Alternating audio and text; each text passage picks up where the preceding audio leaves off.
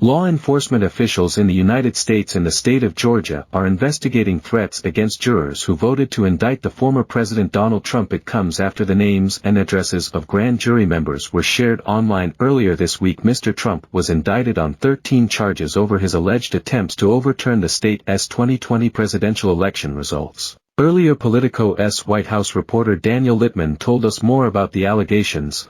Georgia is a kind of a unique state in that it allows names to be shared. Basically it kind of requires in a Grinch when a grand jury is indicting a person for a crime they share the names of the grand jurors, and so other states shield them because they don't want them to face threats from gangs or from the criminal allies of someone who is indicted. But Georgia is a state that says, hey, we need to have some transparency here. But in the case of a foreign president who has millions of very hardcore supporters, and a small portion of them sometimes want to do violence against people against Trump, this is a concern, and so these jurors hopefully have some security or are being protected in some way. Yeah, I mean, there was a recent case of a woman who threatened to kill a judge involved in all of these cases as well. Yeah, and so that was the judge handling another of the Trump cases, someone who was appointed by Barack Obama, and so of course no one really liked her on the Republican side, and so most Americans are do not want to get in jail. They've seen what happened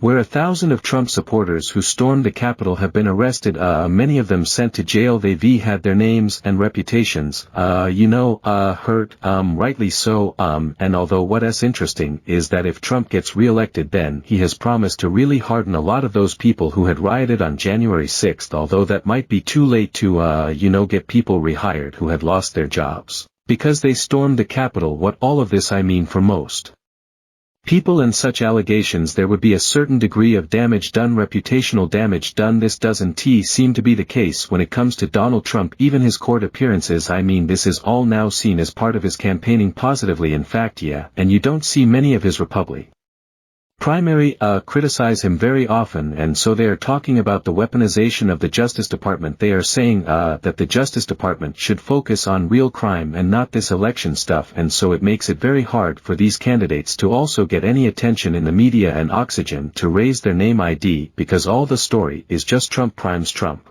New charges, 90 plus felony charges he is facing now, and so for the next year we're going to see all these trials. It's going to be very hard for these Republican candidates to break through, and Trump's supporters view his charges as the establishment is going against our guy again, so we better support him. And that was a Daniel Littman there.